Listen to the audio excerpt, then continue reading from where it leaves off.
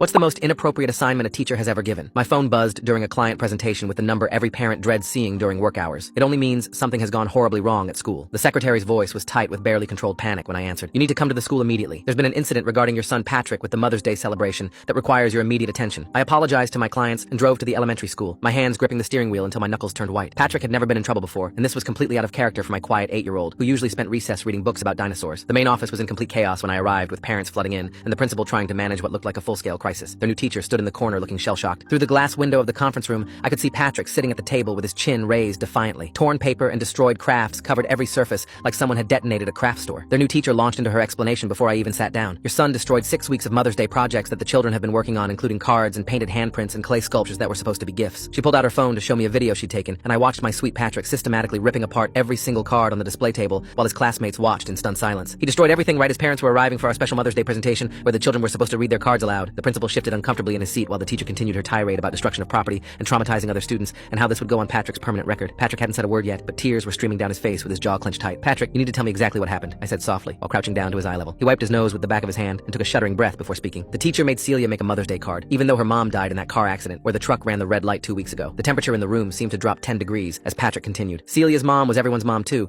because she came every Tuesday to help with reading groups, and she brought everyone birthday cupcakes, and she taught us how to tie our shoes with the bunny ears. My throat constricted because I knew exactly who he meant. That wonderful woman had been the heartbeat of room 203 for 3 years running. When Celia said she couldn't make a card because her mom was dead, the teacher told her to just pretend she was still here and write about happy memories like it would be good practice for writing. Patrick's small hands clenched into fists as his voice grew stronger. The teacher made her write, "I love when my mommy picks me up from school," even though Celia was sobbing that her mom can't pick her up anymore because she's in the ground. Several parents in the doorway gasped, and the principal had gone completely pale. Celia was crying so hard she couldn't even hold a crayon, and the teacher said she was being dramatic and that everyone else managed to finish their cards, so she needed to stop holding up the class. "So what did you do?" I asked, even though I could already piece together what came next. While the teacher was setting up the presentation, I gave Celia the memory box we all made for her, with 73 notes about her mom, like how she always smelled like vanilla cookies, and how she did funny voices for all the characters during story time, and how she never got mad when someone spilled paint. Patrick reached into his backpack and pulled out a crumpled piece of paper that made my heart shatter. This is what Celia tried to write before I stopped her, and it just says, "I miss you," over and over in shaky letters. His voice cracked, but he pushed forward with fierce determination. "Then I destroyed all the stupid cards because why should we celebrate mothers in front of Celia when hers is gone forever? And the teacher doesn't even care that her mom used to braid everyone's hair during indoor recess?" The teacher started to protest that she didn't know the situation, but the principal cut her off with a raised hand. "How did the other students react when you destroyed their cards?" he asked Patrick gently. "They helped me," Patrick said simply, and the teacher's mouth fell open. Everyone started ripping up their own cards and putting the pieces in the recycling bin, and then we all sat with Celia while she looked through her memory box. Another parent in the doorway spoke up with tears streaming down her face. "My daughter just told me they've been working on that memory box in secret for 2 weeks by staying in during recess because they wanted Celia to know her mom mattered to everyone." The principal stood up slowly and looked directly at the teacher with an expression I'd never seen before. "You forced a grieving 8-year-old to make a Mother's Day card and write, 'I love when my mommy picks me up,' 2 weeks after we all stood at her mother's funeral?" The teacher stammered something about following lesson plans, but the damage was done.